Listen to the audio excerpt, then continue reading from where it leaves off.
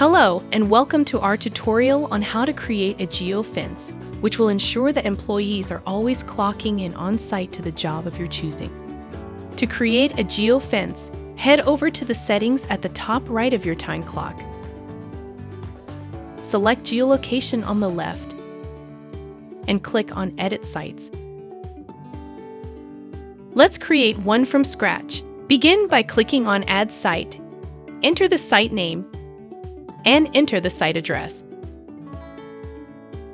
Choose how large you wish your fence size to be. If you wish for it to be as accurate as possible, reduce it as much as you can.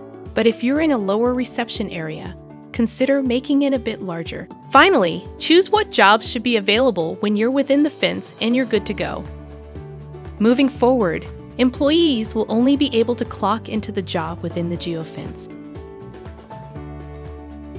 As we showed earlier, within the Today tab, by scrolling down, you can verify the information on the map and jump between dates for data history. If an employee has forgotten to clock out and is outside of the geofence, we will not force them to get back to the fence. They will be able to clock out, but a request will be sent for approval.